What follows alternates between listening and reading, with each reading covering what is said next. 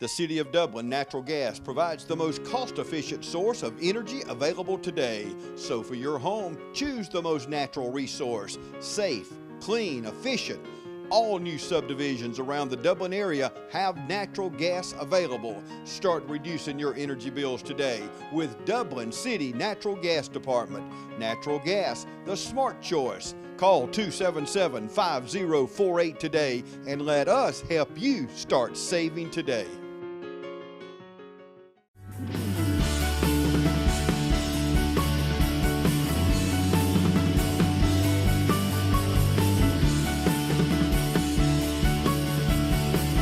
Okay, welcome to the show today. Thank you for joining us. Thank you to our ambassadors for being here today. And thank you to the folks that are joining us through TV35. I want to say a special thank you to TV35 for sharing this program today. We got a very important program at our ambassador luncheon today. We're going to hear from the Dublin-Laurens County Library, and we're going to hear from our director over at the VA hospital. They're going to share some very important information and some facts with us. So with that, to get right into our program, I want to welcome to the podium Miss Beverly Brown, and she is over our Laurens County Library. If you would help me welcome Miss Beverly Brown. You all know that the library is funded through the city and county, and we receive some state grants through Georgia Public Library Services. And with those funds, we are able to provide lots of resources to our community. And so we want to make sure that you all help us get the word out about some of these great resources. Now, Heath has told me I only have 10 minutes to talk about the library, so I need to get started because I can talk about the library for days. I've been working at the library for 29 years, so it's really easy for me to talk about this great place. If you take a look at your brochure, I'll just highlight some of the resources that I think will be great for businesses and people who are looking for job seekers. If you look on the inside, there is a resource, and it is called the Global Road Warrior. That is a county by county resource. And you know, that resource has lots of business information in there. There's information about each country, and it will tell you about the business of that country. It will tell you about the education of that country, money, banking, all sorts of things. That is a wonderful resource. Did you all know that the library has digital newspapers? We have the Atlanta Journal-Constitution as well as the Macon Telegraph online. So you all can search the newspaper online. It is searchable. That is a great resource. Also, have you ever needed legal forms as a business? If you look at the Laurens County Library resources, you will be able to access legal documents specific to your state. So that is another great resource that's good for job seekers and businesses.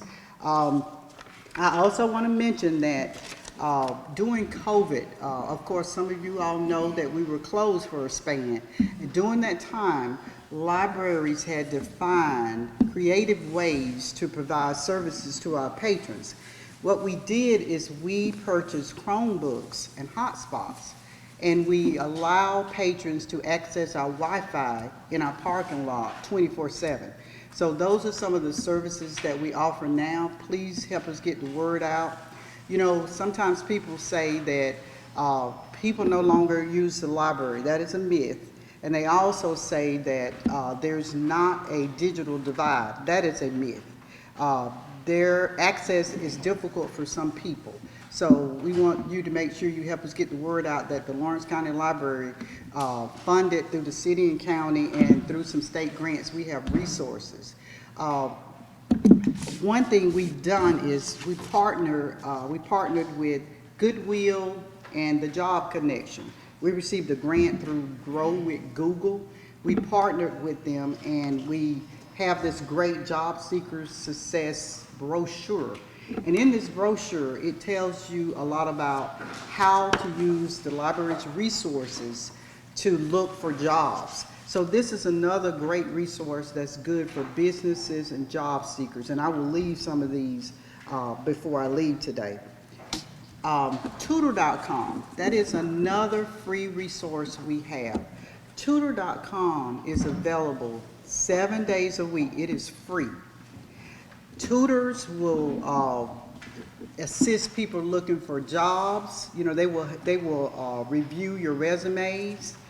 They will review your papers from elementary school through high school. It is free.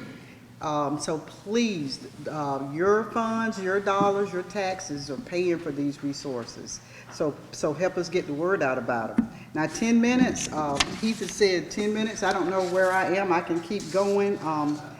We have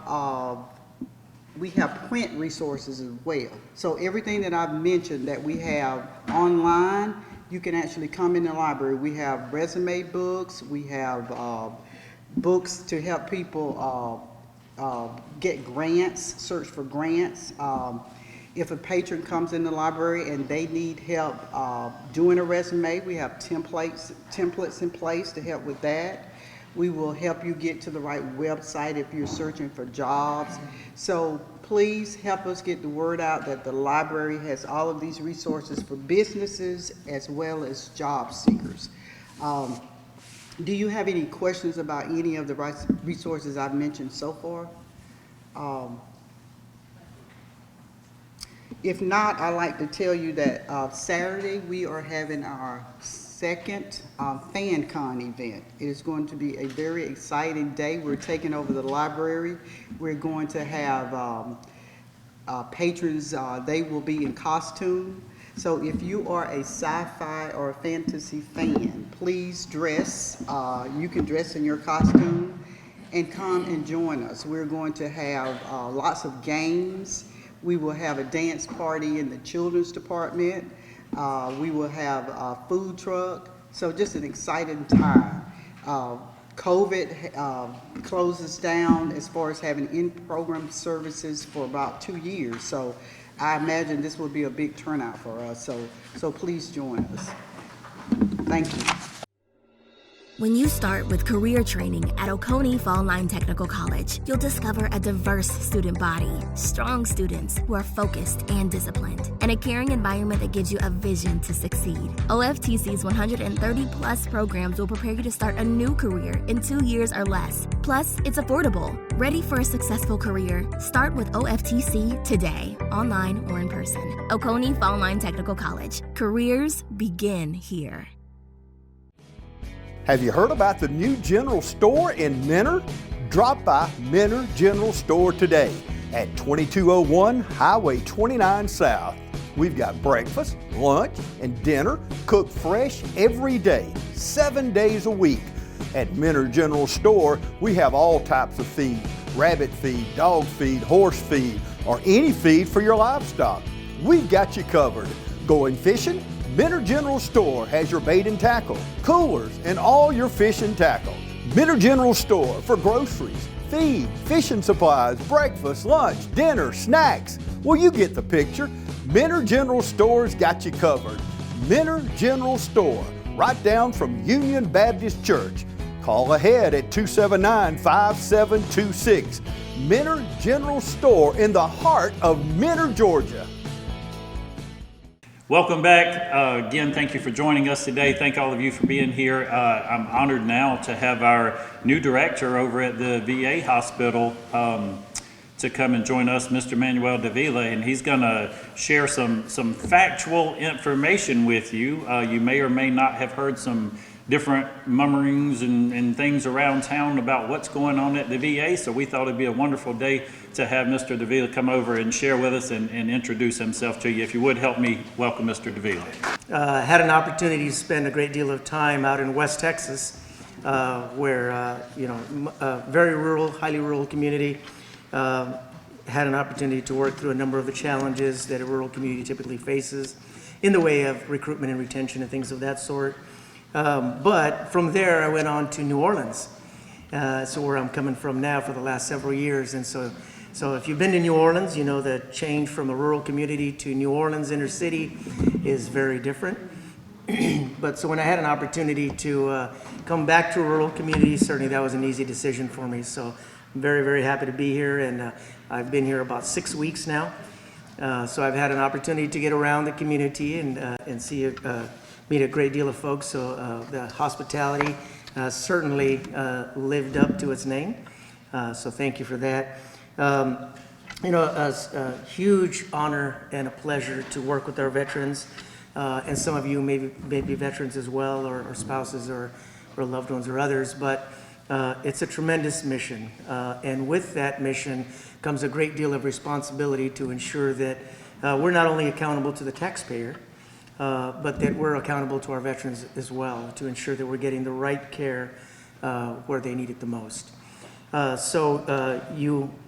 certain have heard or seen a little bit about the market assessment, what we call the AIR Commission, which is the Asset and Infrastructure Review Commission. This was a result of the Mission Act of 2018. So the President signed into law the Mission Act, which required the VA to conduct an assessment, not only an assessment of its infrastructure and buildings and things of that sort, but also an assessment of our capabilities and our populations and things of that sort. So this report that you've seen, likely that came out last week, is that report that is required to go, still very preliminary, is required to go to Congress, is required to go to the President, and so it's still got a ways to go in the process. But nonetheless, they came out in 2019 and met with a number of folks, took a look at a number of data elements as well, to look and see where we are as a healthcare system.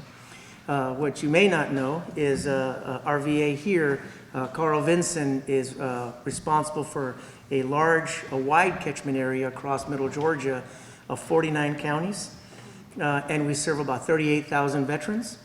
But when you look at the outreach potential, we've got in our veteran population, what we call the vet pop, is about 170,000 potential veterans. So when you look at the delta between those two numbers, there's a tremendous opportunity for outreach. So the review, the assessment, showed a number of things. Number one, it showed where our greatest populations are, in which case it identified the Macon area as a larger population, as faster growing, more sustainable, things of that sort. Make no mistake, it's an opportunity for us locally to really look at what we're doing and really take a second look. Not only two things for me is one, looking at the data, right? They looked at data elements with a point in time. They looked at trends over time, and that's where they made an assessment based on. But it's our opportunity to go back and look at that data, number one, the current data, and ensure that we understand what the data says, number one, that we understand what it means for us locally and throughout the healthcare system, but most importantly, that we understand what it takes to make that data adjust. And so the biggest challenge that we have here locally is really understanding what our veterans need in this area. As the infrastructure review stated, that there's within an hour of this area, there's a number of veterans, but we don't serve all those veterans. So a couple things that we're looking at is, as I mentioned in the beginning, was outreach, really making sure that we can understand where our veterans are, and most importantly, what they need, but also looking at the services that we provide here locally. As it has been for all of us, COVID has really changed a number of things that we do. And so for a number of months, if you will, a lot of the operations were shut down because of the inopportunity to social distance and, of course, the surge and other things. But, again, we're on the rise. We're really looking at those opportunities where we have a high demand and we may or may not provide the services. One of the challenges we have here locally is that our facility sends about 50% of the care that we provide out to the community. So when you think about the assets and you think about the resources that the taxpayers and the government has entrusted in us locally, we're paying for it twice. Oftentimes, care in the community costs a great deal more than it costs to hire the capability in-house. And most importantly, if we have the capability in-house already and we're sending the care out in the community, well, that's just not a good steward of those funds. And so we're looking at a couple of things. As I mentioned, the outreach is one, but we're also looking to grow those services where a demand exists. And so we want to make sure that we look at all of our populations across, whether it's women's health, whether it's specialty care, whether it's two of the larger arms that we do that you may not know about, is we have a very small number of inpatient beds. So we don't do a lot of surgeries here locally. Part of the reason is that we don't have the capability to escalate the care, right? ICU, more of the higher specialty emergency care type of physicians and clinicians. So we have about 30 beds locally. Those beds, as was mentioned in the assessment, the average daily census was 2.8 patients. And so we don't see, as I mentioned, a lot of complex care here, but we're looking at that to ensure that we understand what could we do, and if we had to escalate, what are those opportunities, right? As you know, escalation of care is very important, and we don't often have a lot of time if that care needs to be escalated. That's why it's important to have it internally. But the other thing that we're looking at is making sure that we understand what needs to happen locally. And so, I've got the teams, this is, as I mentioned to the group, this is a call to action. This is a call for us all to really look at what we're doing, why we're doing it. If it's better, cheaper, faster in the community, then we get it to the community. If it's something that we can do in-house and that we have the capabilities to do it in-house, we should be bringing it in-house. As I started to say, two of the big arms that we do locally, other than the one being the number of inpatient beds, is we have a community living center, AKA nursing home. We don't call it a nursing home, it's a community living center. We have residents, not patients. But we've got a large volume of beds. I believe our number was about 135 nursing home beds, and of which we're at about 85 or so, pretty consistently. We need to fill those up. And we get patients, not only locally, we get patients from other VA facilities that send them to us, and that nursing home care is so very important. The other arm of that is our domiciliary care, which is our substance use treatment, residential rehabilitation treatment program we call RRTP. And so those veterans, we've got, I would say, 145 or so beds there. So you figure between the two, we've got almost 300 beds that are minimally filled.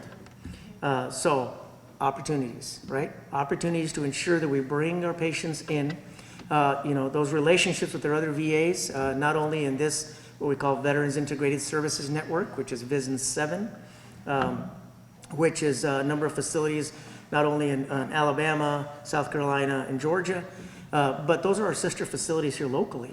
And it's really that relationship with them to send the veterans to us when they have those needs, because not everyone has these capabilities. So it's a niche for us. We need to make sure that we're capitalizing on those opportunities and getting those patients in here where they need to.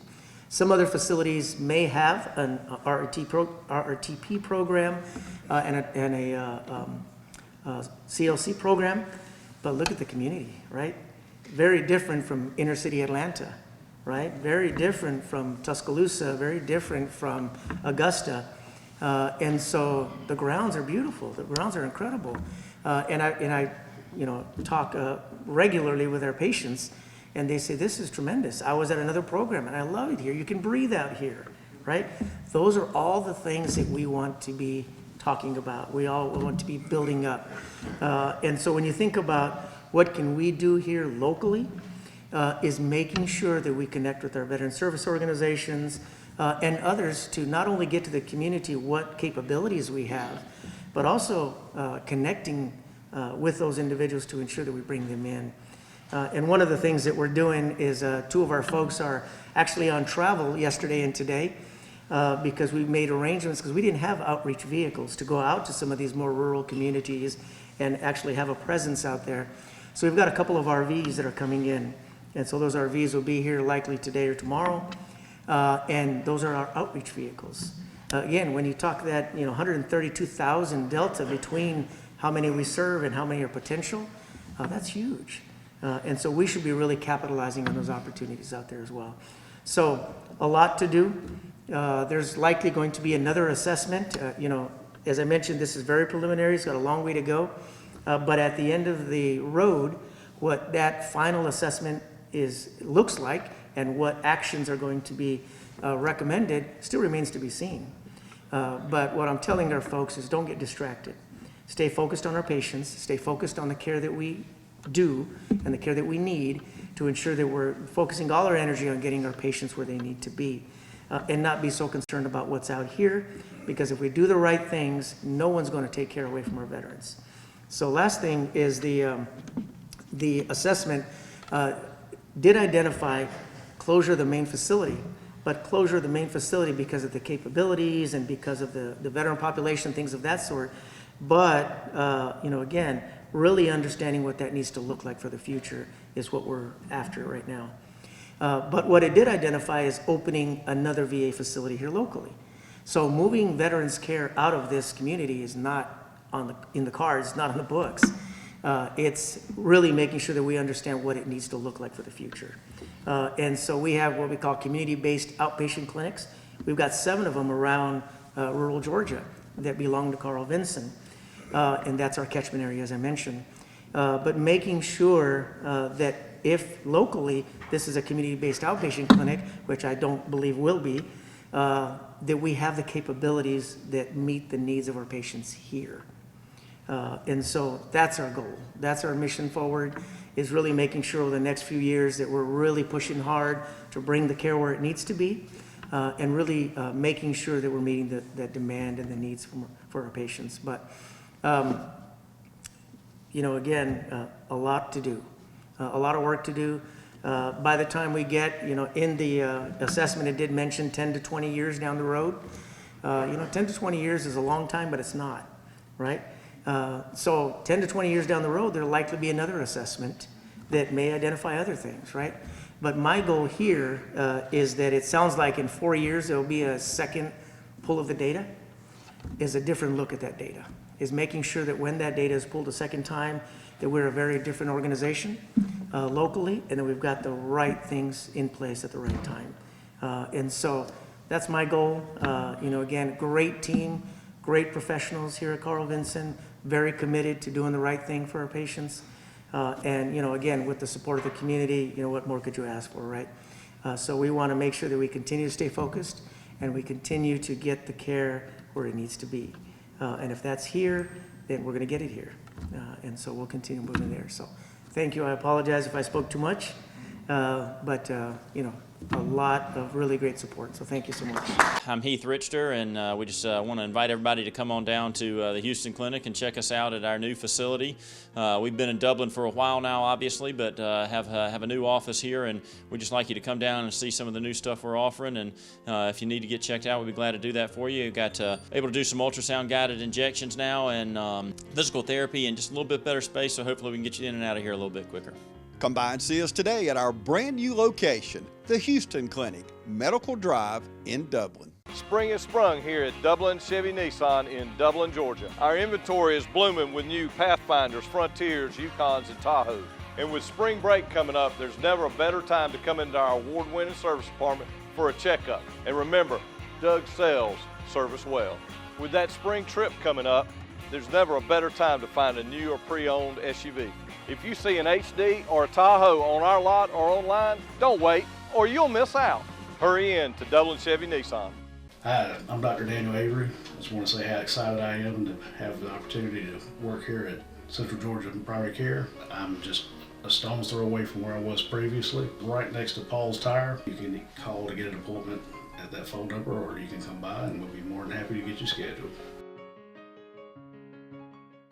Mr. Davila, one thing I want to make sure I heard correctly, the assessment is a 4-year assessment, and so there will be another assessment in 4 years, but what's taking place in between those 4 years? Just our opportunity, as you mentioned, to make sure that assessment looks different. Good. So So the assessment, so likely they're going to pull data in another 4 years. They're going to be pulling data regularly because we have to report data on a daily, weekly, monthly basis already. But it sounds like there'll be a second look at the data in about 4 years.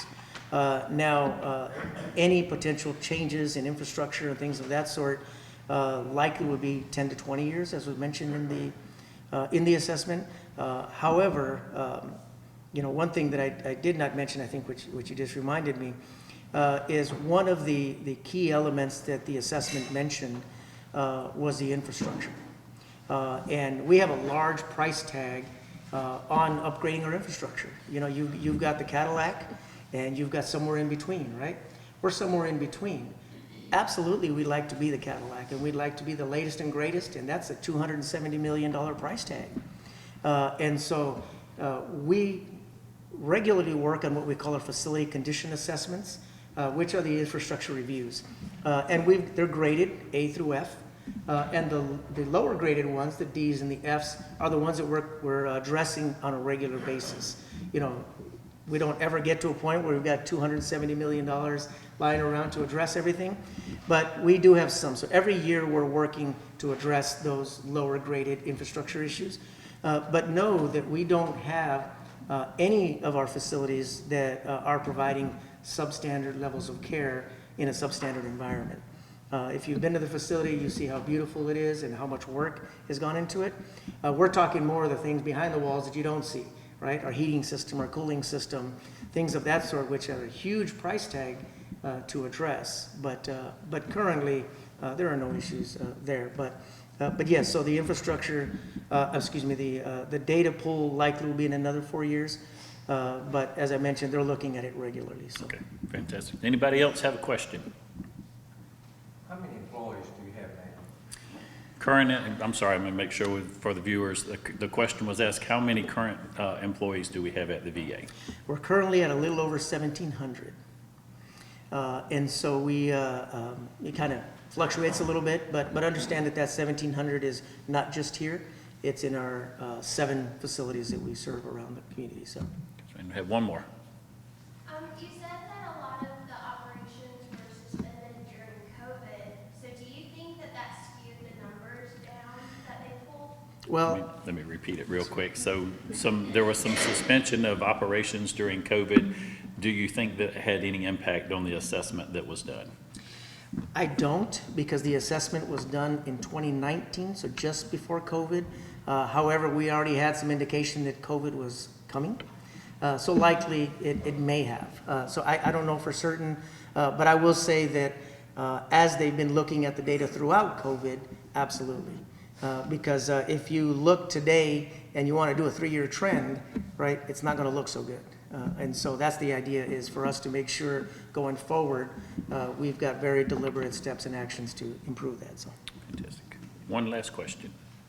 I know you just got here a few weeks ago, but do you have any idea the economic impact that the VA has on Lawrence County? The question is concerning the economic impact of the VA in Lawrence County.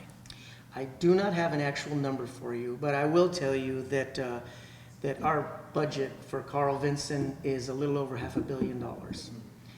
And so when you figure that a great deal of our care is here locally, it's probably a good piece of that. And so I would say probably employees locally, a little over 1,000, 1,100 or so. But all the rest, of course, are scattered around the other 7 facilities. So. Thank you for joining us. We had another great day today at the Dublin-Laurens County Chamber Ambassador Luncheon. I want to say thank you again to our guests for being with us and providing timely information on the VA hospital and the Dublin-Laurens County Library. And thank you for joining us, as always, helping us make today and every day a great day for business in Dublin-Laurens County.